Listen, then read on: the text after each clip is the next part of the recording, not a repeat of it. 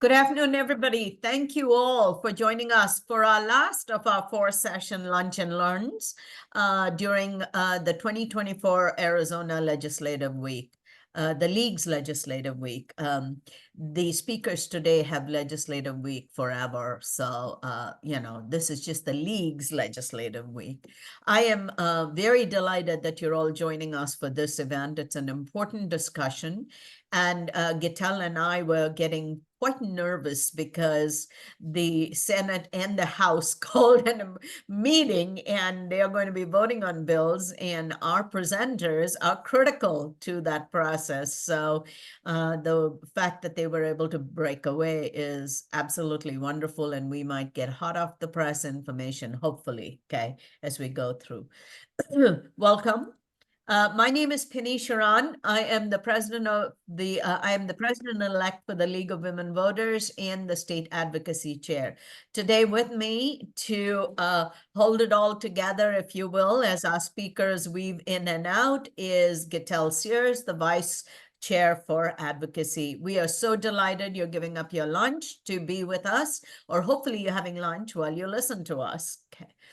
Today's is a culmination of a 4-part series. If you missed any of them, not to worry. We recorded all of them and we intend to share those with you in our next newsletter. So you should be able to hear the really interesting presentations and very, very not just informative, but presentations that'll mobilize us as the League to act.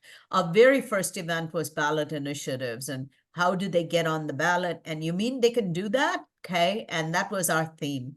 The second presentation was about the ECRA, and Elisabeth and Mike have been in the middle of all of that discussion and negotiation.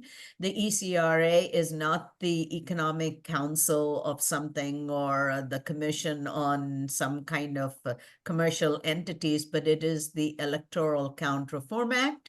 It was a great presentation. We urge you to listen to it. We had folks from the Campaign Legal Center and All Voting is Local to speak about it. And then yesterday, of course, was a very, very a wonderful presentation by Jonah Minkoff-Cern from Public Citizen about AI and deep fakes in the legislation. And I want to shout out to Mike Hans for helping us sort of push that along. It was very important for us as the League and for the Public Citizen to get some of that legislation moving. With that being said, I'd like to go ahead and get started by introducing our speakers. 2 of them are sitting in the same room. Is that a tag team so that one of you can sneak out in case you have to provide some legal assistance? I'd like to introduce in order Elisabeth Higgins, who's the Senate Minority General Counsel and Policy Advisor. Her committee assignments are judiciary and rules. Elisabeth has worked in state government and with the city of Tempe and was in private practice before returning to government work. She graduated from the ASU Law School. Mike Hans, he's a big favorite of ours, Elisabeth, because he's always texting me and saying, what does the League think about this? And so I'm so delighted to have that relationship and that ability to go back and forth and advance democracy and advance issues that are very important for the League. He's the Senate Minority Policy Advisor. His committee assignments, and I feel for you, Mike, is government and elections, the craziest committees. He was a legislative research analyst for the House and Senate before assuming his current position. He graduated from the University of Arizona. Yay, all of you from Arizona. Gittel, before I jump out of this introduction, is Rhonda here by any chance? No, I see her. Okay. All right. But let me go ahead and introduce her just in the event she does show up. Rhonda is a long-time friend of the League, and we have worked very closely with her in the past. Rhonda Barnes is the House Minority Deputy Chief of Staff, General Counsel. Her committee assignments, wait for it, folks, is the Municipal Oversight Election Committee. I believe that's run by Rogers and mainly run by Culloden, who we all are very frustrated with on a a regular basis, and the Rules Committee. Rhonda clerked for an Arizona Supreme Court justice and then was a litigation associate specializing in election law before joining the House staff. She also graduated from ASU Law School. With that, I'm going to take, we do this all the time, Mike and Elisabeth, and I think this is more for the presenters than our members, which is to level set about the league and where we stand and how we operate. So on January 14th, which is Arizona Statehood Day, we celebrated our 104th birthday. The league was founded on February 14th, 1920. We are a nonpartisan political activist grassroots organization. We're all of that and more, hopefully. And we believe that voters should play a critical role in democracy. We neither support nor oppose any party or candidates. All are welcome, whether we agree with you or not. Mission is to empower voters and defend democracy, and we seem to be having to do a lot more of defending democracy in this last decade than we've had in the past. We envision a democracy where every person has the desire, the right, the knowledge, and the confidence to participate. And to put it in context for everybody, what we mean by that is we want everybody to want to vote. We want to hear a lot less of, I'm not going to vote, because we want to remind them when they don't vote, they are voting, okay? We want to be sure that they have the right, which is why we fight against any efforts to create barriers. They have the knowledge, which is why we educate them. Our premier platform, Vote 411, provides that education, and we want them to have the confidence to participate, which is why we do a lot of outreach to get out the vote, to encourage the voters to vote.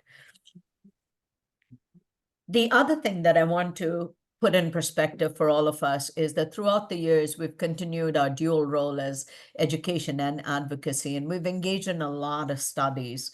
And we do not take action. I believe Mike knows this, because it's in our testimonies, which is, this is our position and this is why we're stating the way we do, is that we've always been an advocacy organization, but it's only in 1960 that we started very formal documentation of our policy positions. And it's guided by a document called Impact on Issues document.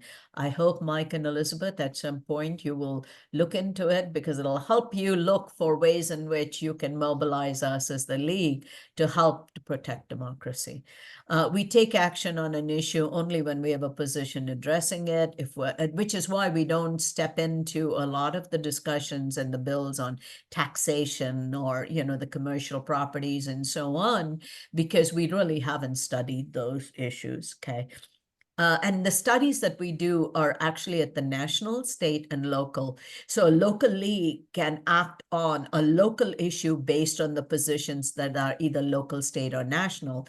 State always acts on positions that are either the state or national, and then national acts on positions that the members have approved. At every level, these positions are not arrived in a back room in a black hole. They are arrived at by the engagement of members, and it's the members that vote on adopting the positions. With that being said, I'm going to stop sharing my screen, and we're going to, I would like to turn it over actually to Elisabeth. Elisabeth, I'm going to make sure you are spotlighted, and that'll be Elisabeth and Mike. And we are really excited to hear from you what is going on and how might the league be more involved, if you will, and more engaged. So I'll turn it over to you, Elisabeth and Mike. If you want to start by telling us what's going on today and why the sort of chaotic environment, and then if we could jump into a couple of bills that are grave interest to us. One is the ballot, the release of ballot images. The other is the AI deep fake, and we're also very, very disappointed with not having protections for election workers. Mike knows, because we've been carrying on this conversation in the back end. Turn it over to you, Elisabeth and Mike. Well, yeah, thank you. So Elisabeth here. I can talk a little bit about what's going on this week. So, we have a guideline for a 100-day session. We never, to my knowledge, ever make that 100 days, but There's deadlines throughout the session. So last Friday was the last day to hear Senate bills in the Senate chamber. So there was a rush of bills last week, and then over the weekend they put out a rules agenda with 187 bills on it. So I had a wonderful weekend, and now they're trying to get all of those bills through the floor as quickly as possible. So that's why we kind of keep getting called through to the floor. There's lots of different calendars coming out. There's lots of different amendments to those bills if they're being sent to the committee of the whole first, and that's kind of where we've been working this week and been so busy. So that's kind of why this week has turned out to be so crazy. Do you have anything else you want to say about that? No, I mean, typically this is a hectic week. Only, as opposed to all the standing committees meeting on a weekly basis, only appropriations meets this week, and that's so that the rest of the week can be taken up with floor votes. So it's a bit of a vote-a-rama, get everything out of one chamber you possibly can and over to the other one so they can start hearing them next week. So Rhonda, unfortunately, is still stuck on floor right now, but we're monitoring, and if they recess or adjourn, we'll be sure to let you all know. Yeah, they were having a bit of a floor session earlier with lots of objections and points of order. So I think she's kind of busy over there. So yeah, I'm not sure that she will make it, but I do the rules committee, as I said. So I had 187 bills this last weekend to go through. And basically when I do those, I read them for constitutionality or other conflicts with federal law. And so I get to be lucky enough to kind of see all of the bills that come out of these committees without having to go too in depth into each one. I just kind of pull out those broad issues that could be an issue for the bills if they pass. And then I have the Judiciary Committee, which splits some of our topic with the MAPS Committee, which is the Military and Public Safety and Border Security Committee. They've been sending some of the bills that we had there last year. So if there's any of those bills that I can answer any questions with, I am happy to do so. Mike has probably had the lion's share of the interesting bills this year with his committees of elections and government. Yeah, so I staff elections, which self-explanatory is all of our elections bills, and then the government committee, which historically was sort of the we don't know where else to put it, so we'll put it in government committee. And this year is much more of the last couple of years, the social grievance committee as well. So those are kind of the two components to it. In terms of elections last year, we heard, I think 75 or so bills, roughly 40 to 45 made it to the governor's desk, and all but one of which were vetoed. This year we are seeing several more bills that I think have an opportunity for bipartisanship, not just by default, but because they're actually good policy. There's been a number that have passed out of this chamber, and I believe the House at this point, with unanimous Democratic and Republican support. And those are bills that we think have a positive impact on voters. Overall, happy to go into any of those in particular, or Penny, if you'd like, we can hit those sort of 2 or 3 sort of main bills that are of interest. So could you talk about the good government bipartisan bills, if you could sort of rattle some of those off so that we're being mindful and paying attention, especially as it relates, of course, to elections and government? Yeah, absolutely. So we had a couple over the last few days, 2 actually, one in Senator Bennett's name, one in Senator Hoffman's name, both sort of expand the eQual system, which is the sort of electronic system that voters can use to nominate candidates to get them a certain number of signatures to get on the ballot. So they both had bills that essentially allow for more of a buffer, so the candidates have an opportunity to get more voters to sign up for those, which helps more voters sign up for candidates because they don't have to sort of physically come in contact with the candidate to sign their petition sheet.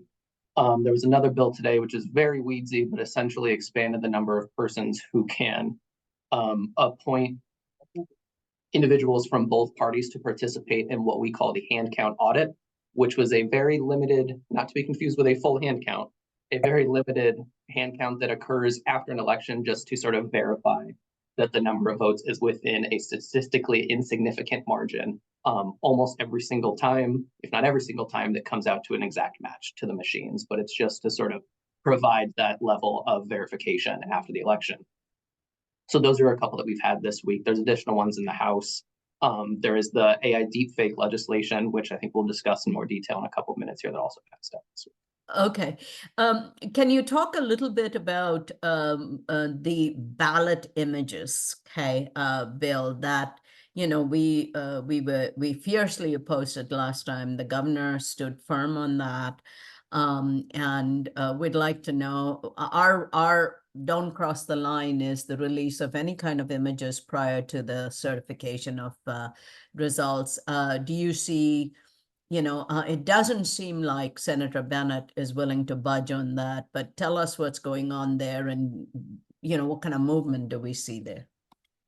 Yeah, absolutely. So it's been a couple years in a row that it's been introduced. I think originally in 2022, it was introduced in Senator Kavanaugh's Yes, name. 2022 is when it, because Senator Bennett and Mr. Markey met with us as the league to ask us to join them in supporting their first version. In our objections at that time have not changed. It's the same thing, which is, you know, the privacy of the ballot is sacrosanct, and this kind with AI and deep fakes, there are so many tools now in which to be harmful to the citizens in terms of, you know, the information getting out. Even though they say there's no markings on the ballot, it doesn't take a lot of technology to show, especially in small precinct races, you know, in smaller races, exactly who voted how. And so it is very worrisome. But we stand firm that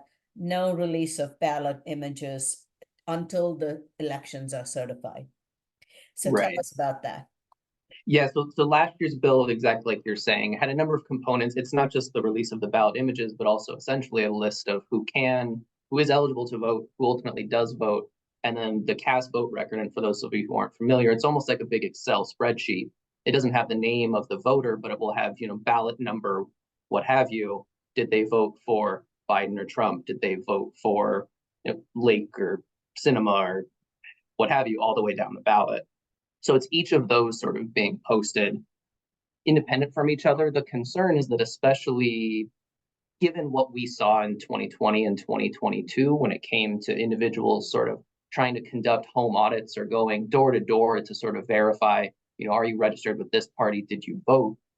That this would be used as a tool to sort of A, potentially target voters, or B, try to come to alternative conclusions to what the actual election results say.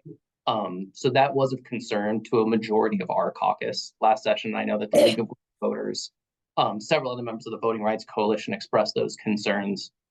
And Penny, to your point, I think the most concerning aspect to at least the members on the elections committee last year was the posting pre-certification. And in addition, the delaying of the challenge period 48 hours to coincide with that, for fear of exactly what you stated, that being used to delay the canvass or otherwise sort of increase challenges to try to come up with an alternative sort of reality to what the votes actually showed and were verified to be. Senator Bennett, I heard a number of rumors over the interim.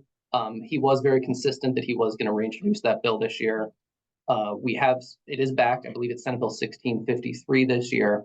The only substantive change, as far as I can tell, is that it's now limited to only the general election. Previously, it also included the primary, but it does not change the timeline at all. It's still post-county canvass, but pre-state certification. So that sort of red line for the League of Women Voters and a number of other members of the Voting Rights Coalition has not been addressed in this year's bill. If it's anything like the last 2 years, I imagine there will be sort of very technical amendments almost every step of the way with this bill, but I've yet to hear any sort of appetite from the sponsor to change that portion of it. What is the prognosis in terms of the governor allowing it to move forward? I couldn't speak to that at this point. I've not had any conversations with the governor or her staff outside of what happened last year. So nothing new, unfortunately. Okay, all right, okay. So this is a message to all the members on the call. This bill 1653 is very, very problematic, and we should all be very concerned about the violation of our privacy to the ballots. If you thought that was something a given, that this would actually, take away from that.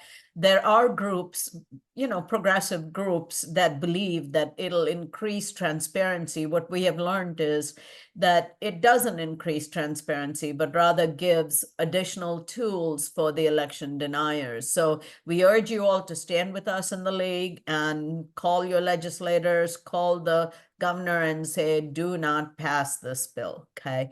The other question I would ask is, we see a trend where they take bills that they know is going to get vetoed and they do the companion HCR, SCR, so it gets on the ballot. Tell us a little bit about that.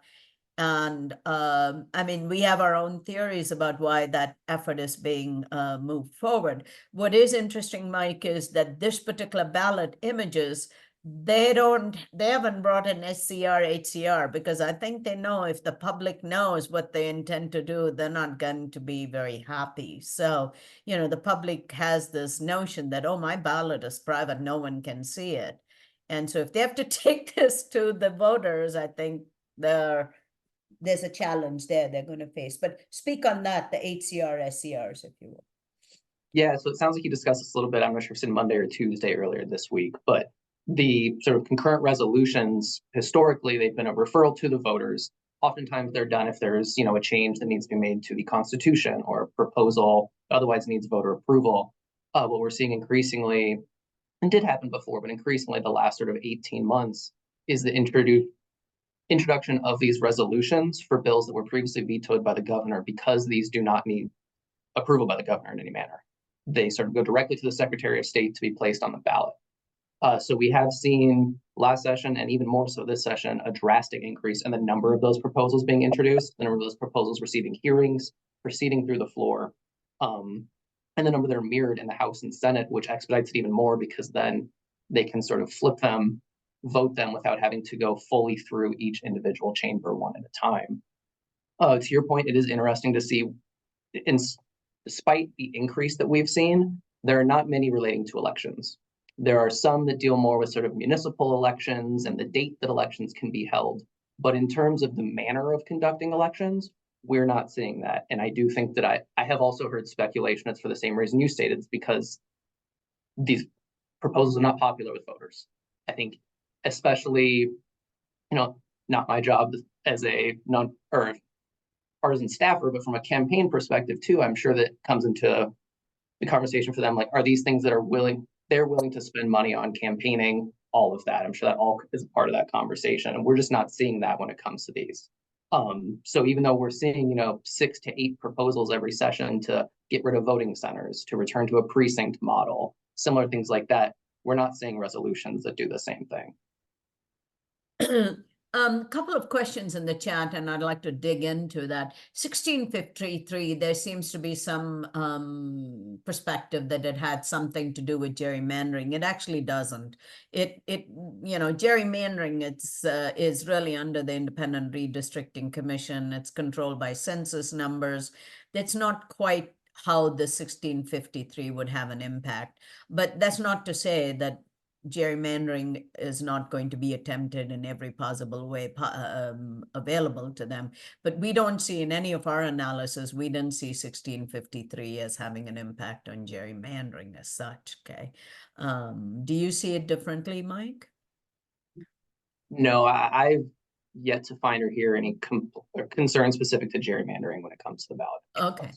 The other question is, and I just want to put it out there so you can affirm or, correct, mid-course correction, if you will, which is the equal does not allow for ballot initiatives. We've tried that. In fact, we as a league considered suing the current Secretary of State for providing us, ballot initiatives through the equal system. And really the advice from legal counsel and our past Attorney General and others is that that's not even a venue to spend our time, because the Constitution actually, and it's been ruled by the courts that, we can't actually use an equal system. So the individual asking that question, keep in mind that the Constitution gives us so many rights as citizens to ballot initiative, but it also restricts how we might do those ballot initiatives. And one of, I believe, Elisabeth or Mike, correct me, I think the standing from the court, I mean, the ruling from the court was, no, the person who's signing it has to physically sign it in order to be part of this, Yeah. to have the That was signature count. years Elizabeth, ago, go I ahead. think. A few years ago, I think the Supreme, I think it was the Supreme Court or not. Yeah, it was the Supreme Court, yeah. Yeah, put that down. Because it talks about a petition circulator, kind of in the language of the Constitution, it sort of has those being two different people. I kind of thought along the same lines. It's like, why couldn't I be my own circulator and sign my own petition on equal? But obviously that was not the way that the court went. So yeah, they've sort of ended that possible route, at least for now. Can you talk a little bit about, I'm waiting for other questions. Can you talk a little bit about the election protection manual and, some of the efforts to challenge what's in the manual? We are very concerned about one piece in the manual that, of course, the lawsuit is attempting to ask to remove, and that is the threat and intimidation, to remove that language. And that's precisely the language we're asking for legislation. So Mike and Elisabeth, could you speak to that? Yeah, so I guess to back up a little bit, I'm sure many of you are aware of this, but the Elections Procedures Manual introduced supposedly for every 2 years. We're still operating off of the 2019 version up until December of this last year, where Secretary Fontes, with approval from the governor and attorney general, introduced a new procedures manual. It did include some sort of great pieces, including the protecting voters from intimidation, number of other components. There are, I think, 3 challenges at the moment, one by the legislature, one by, I think, the Republican Party, the RNC, and then one from Free Enterprise. Yeah. And they're all challenging sort of different aspects of it. It has been a long-standing sort of argument based off a case from a couple of years ago that anything that isn't explicitly in statute should not be in the procedures manual. It's a very, I think, strict reading of that case, but it's something that you will hear some of these challengers alleging. When it comes to these particular cases, some of the big components are, especially in the legislative lawsuit, is Senate Bill 1485 a couple of years ago, which sort of said that if you don't vote in 2 consecutive election cycles, you're removed from the active early voting list. There was a footnote included in the procedures manual from Secretary Fontes that said that based off the language in that bill, it should not start being implemented until, I believe, 2027. The president and speaker believe that it should begin, voters should start getting removed from ABLE beginning in 2025. I think that is their highest level concern at this point, based off the complaint. But there's also, they're alleging that drop boxes cannot be used by counties unless they are manned at all times, which I know I've seen as a particular concern to many counties who don't think that, A, don't know how to implement that. Would they need people from different parties? How would they go about it? And then B, don't know if they have the manpower and if it would ultimately mean that they would have less drop boxes. Those are, I think, the 2 biggest ones. There's also challenges saying the Secretary of State didn't have the authority to put in anything relating to protecting voters from voter intimidation, specifically pieces saying that, you can't be within a certain amount of feet of the drop box. And then I think that there's just sort of still these sort of overarching arguments saying that unless it's explicitly authorized in statute, it shouldn't be in the procedures manual. Moving on to another area, which certainly may not be in the areas you're looking at, but it would be in the judiciary, I assume, Elisabeth, which is the appetite or the interest. Is that Rhonda telling us that she's... No, book fell over. Black Law's dictionary just fell over, so no. Just okay. So can in whatever way you can speak to us about really the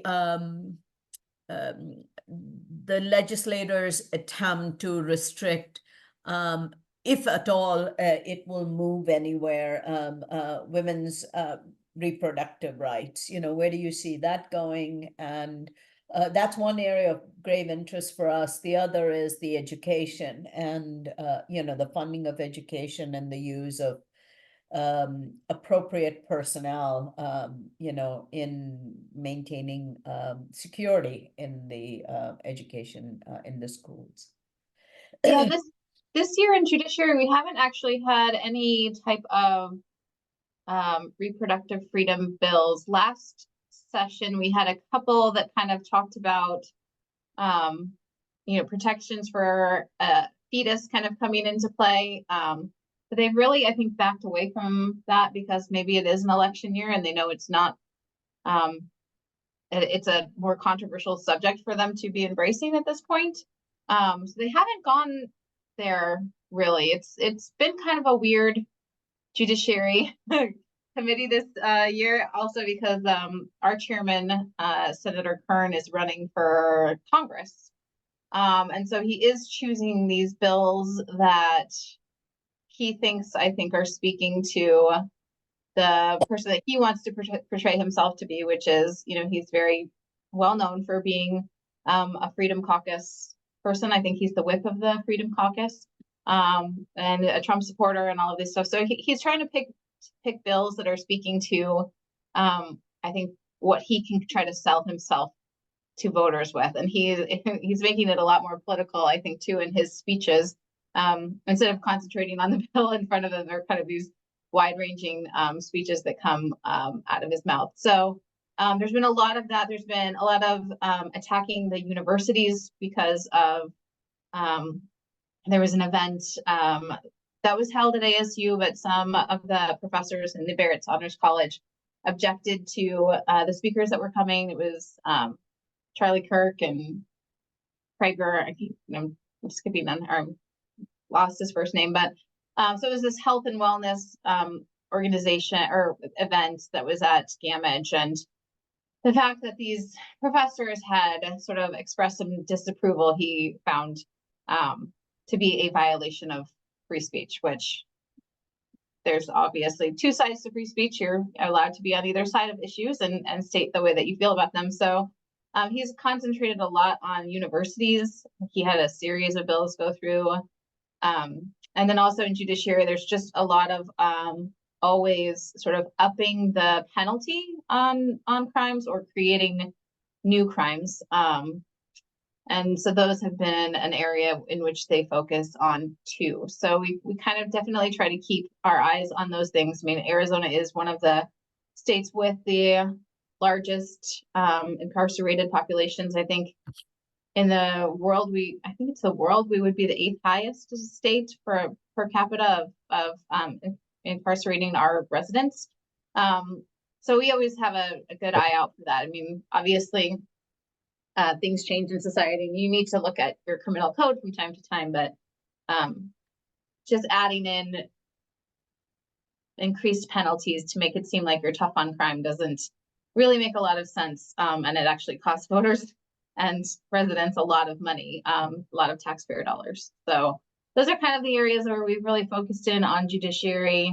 The fentanyl is always one that comes through our committee as well, which is obviously a really hard topic because fentanyl is so prevalent, it's so dangerous, but it's also a drug that is in all sorts of other drugs, and folks that might be using or selling drugs might not even know that that fentanyl is in some sort of product that they have. And so it's a really hard line to walk of harm reduction and harm prevention, and appropriately having punishments in place for folks that do break the societal norms and mores of our country. So last year in 2023, we experienced some really obnoxious behavior by committee chairs to certainly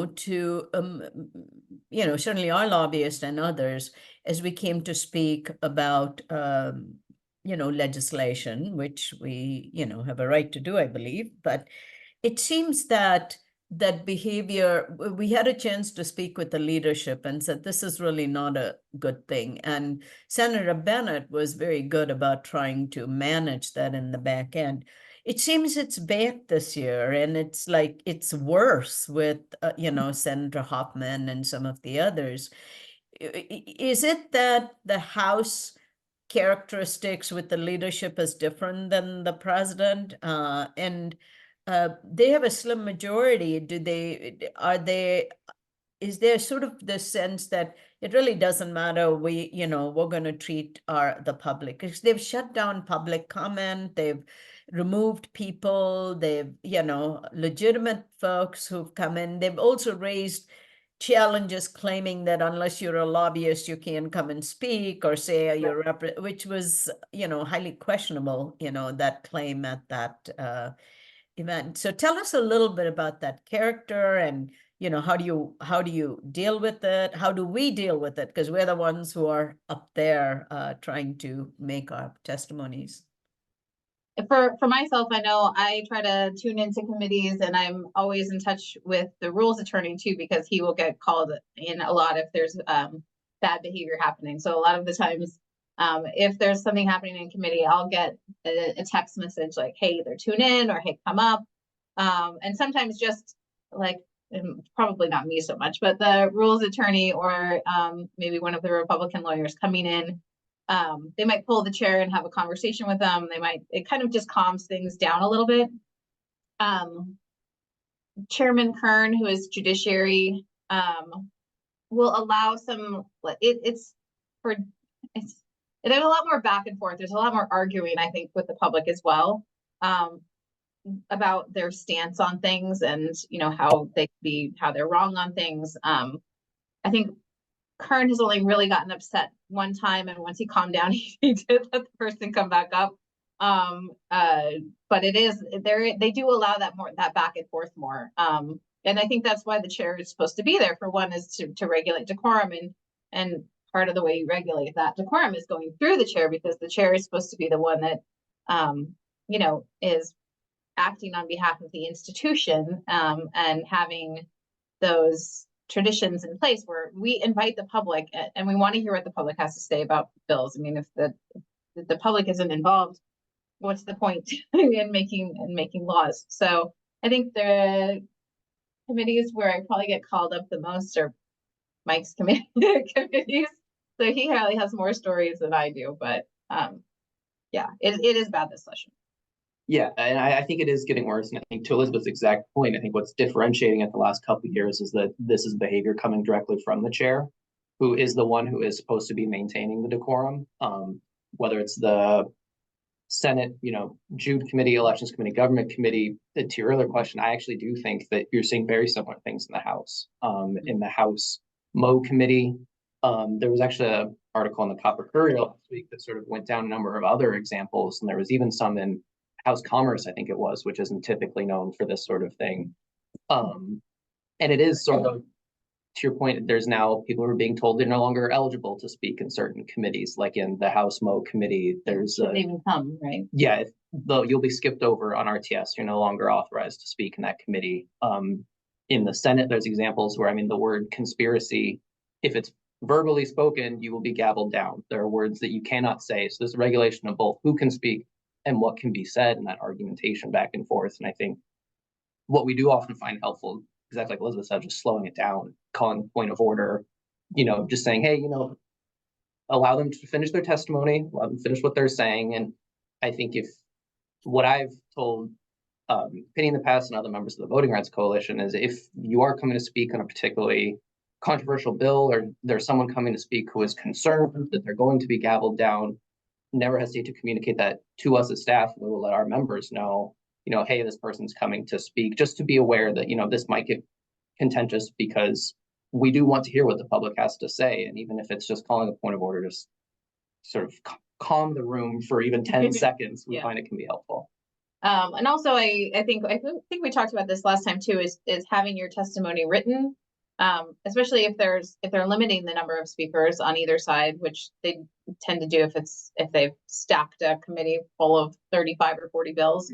But also, if someone does get gavelled down, giving that testimony to us as staff, our members can read that as part of their vote explanation if they don't have anything else that they really want to say to address a bill as well. So it's helpful to have that as well. And then we can kind of work to get it on the record. Yeah. So that's one thing I want to, we have a couple of our members who write testimony, and then, we have a couple of our volunteer lobbyists here. And Mike, we have been sending stuff, I believe, to you, and I think Cindy's on the call and a couple of others. If we aren't, let's make sure Mike is copied and Elisabeth are copied on all the Senate bills, so you have the testimony. We were under the impression last time around, when we had the same conversation in 2023, that we had to turn it over to the staffer at the committee and they get to decide whether it's introduced or not. Help us understand, how do we make sure it's on the record, I believe it is the discretion of the chair. Yeah. Because it is typically it's going to be a handout of the committee or something that is being requested to be added to the record. So that can be requested a number of different ways. A lot of times you will see it from someone in public coming to speak, where they'll have a handout, or, I'd like my full comments to be submitted. You can also submit it to a member who can request for the chair, so-and-so is not going to be here today. They provided my testimony, they'd like it entered into the record, and then it will be, if allowed, an attachment filed with the Senate Secretary's office. So do you see a pattern where they might deny the entering of the testimony by, we have to send it to the friendly legislators in order to get it on the record. Do you see any challenges there? It's certainly possible. I haven't seen any at this point. I haven't seen it. I think if it was from maybe someone who was otherwise banned, that would probably get an objection. But if it was just a person that they thought was a member of the public, I don't see them trying not to have it included in the record. But we're surprised every day around this place. So you never can tell. Yeah. After floor sessions today, we will know which bills will be submitted to the other chamber, correct? In part. Crossover week, I think, more and more has sort of turned it, in theory, is supposed to be you give the other chamber everything that they have to work with. We're seeing that less and less. Definitely for the next couple of weeks, we will keep passing bills out of this chamber for the House. And as long as that last bill leaves here before the last agenda in the House, they're still eligible to receive a hearing. Yeah. And I think this session, especially, there was a lot of late introductions, not late introductions, but bills introduced late in the process. So normally there's sort of this flood at the beginning of session or even before session starts. And I remember checking every day, there'd be like 5 bills, maybe 10 bills, maybe 25. I mean, I think there was maybe 25 bills introduced in the Senate by the time we started session. And usually there's much more than that. So everything sort of came late, which I know you never really have a committee hearing the first week. I didn't have one the second week either. And then on the third week, we only had 2 bills. So it kind of pushed everything to this point where now it's this sort of avalanche of bills coming down the mountain on us. And that's why we're so busy this week with floor. What's the deadline? Walk us through those deadlines again, if you don't mind. They're different from the House and the Senate, but so ours, the Senate really doesn't have a limit on the number of bills per senator, but they have to actually turn their bill into the hopper on January 29th. The House is a little bit different. They have a 7-bill introduction limit that begins on Thursday, the 11th, so 4 days into session. And their deadline ends on February 5th. So they have maybe like an extra week in which they can drop bills. I mean, obviously the later that you turn it in, the less likely too, I think it is to get heard. So usually members try to get it in earlier. I don't know why this year seemed to be so different. I think part of it was volume. And I think going actually back to last session with how late we ended, the general effective date wasn't until October 1st, which means our legislative council can't start preparing bills until October 1st because they need to be based off the latest statute. So that sort of meant they got started later, which meant we got the bills back later, which meant they got introduced later, and it was sort of a snowball effect. So that's sort of the delay we've seen so far. Moving forward, the deadline to hear bills in either chamber, so House bills over here, Senate bills over there, is Friday, March 22nd. So logistically, that means that a Thursday committee, because the calendar goes out 5 days in advance, typically. So committee meetings, let's say Thursday the 21st, that bill would have to be sent over to the House by that preceding Friday, or at the very least noted, as needing to come over before that hearing. So that's the hard deadline. But again, if they don't receive it, send it over there until the very last day to hear it, it does decrease the odds of it getting heard. So there is an incentive to send it over earlier. With the volume we're seeing, that might not necessarily be the case. Talk to us about strikers. I mean, we know about it. Some of us do, but some of us are still confused about they can do that, and how does that work? And what do you see happening in the striker world coming up? Where do you see the striker being used to push things through?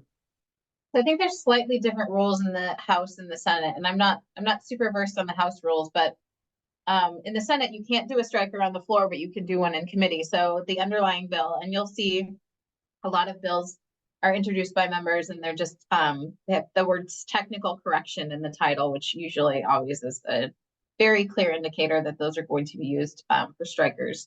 And so you can just basically strike that entire bill and put new language on top of it. They do try to have that language be heard in the committee in which it would be most pertinent In Senate. in the Senate, yes. And so yeah, it's a fairly well used process. We had 3 bills assigned to judiciary late, and all 3 of those were used as strikers on the very last meeting that we had for hearing Senate bills. So they do use them. There's there's bills that I've noticed a couple of them, they're completely identical. There'll be 2 different senators. There'll be identical bills with the same language. Some of them are quite controversial. Some of them are not. I think the more controversial they are, I think Republicans think that they will get through their chamber and over to the other side because nobody wants to vote no on them in their party. And then once they're over in the House or over in the Senate, if they're coming from the House, then they can be used as a striker in the other chamber as well. So I've noticed a couple of those going through the process since I have to read all of the bills that go through rules. And so because most of the time, if a member gets their bill through a chamber, they want to keep the language of that bill going. It's usually something that's somewhat important to them. So having that opportunity to have a couple of bills that you don't care about be passed through to the other side gives them more opportunity for late additions, which is why they say a bill is never dead until sine die. Yeah, and there's several reasons why these are used. I think the 2 most common are it's something that came up after the deadline to introduce bills, or was a proposal that wasn't ready by that deadline. So you have sort of a placeholder that then you have another month or 2 to figure out that language. The other thing that we see is it's a bill that you had introduced and either died or didn't receive a hearing, and you're trying to revive it. So say the chair of whatever committee in the Senate does not like that proposal or just didn't want to hear that bill. You send something over to the House, you find a sympathetic chair, and you get them to hear it instead. And then instead of having to get through that single chair, it just comes over here for a final read vote, and it sort of bypasses them. So those are sort of the 2 common situations where we see them, but sometimes they come up and there's no rhyme or reason to why you're hearing the striker at the time you did. Mike, what do you see as there is some conversations that we keep hearing that they're going to stretch out the sine die, or they're going to try to get a special session so that they're in session when the elections is proceeding, the general elections. Is there any legs to that conversations and those ideas? I'm really not sure, and I guess I wouldn't speculate how it's going to go, because I've learned that anytime I do predict what's going to happen around here, the opposite often ends up happening. We've heard that exact same thing, that to see what you saw, like in Wisconsin, for example, that you keep that legislative session open for after the election so that you can come in and do something. We've also heard arguments the exact opposite, where there's some rough primaries for some members. They have an incentive to get out of here as soon as possible. The House Speaker is running for Congress. Mr. Kern is running for Congress. So maybe those members are more inclined to finish early. There's also the possibility that they just recess, like we saw last year for a while. I mean, these are really all open at this point, and it's kind of hard to tell until at least we get past the hearing of bills in committee. It sort of gives you a better idea of what's still out there, how many bills are there still to vote. But like we saw last year, it really just takes what the president and speaker want to do, and we're all just kind of stuck dealing with what that world looks like.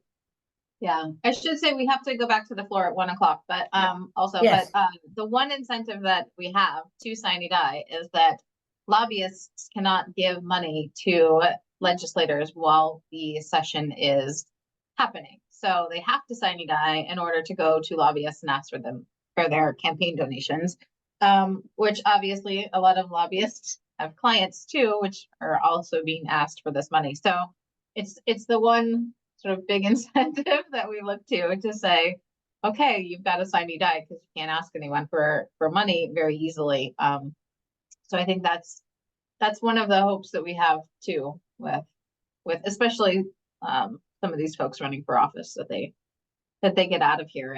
And Senator or Speaker Toma was always kind of like, no, we should sine die.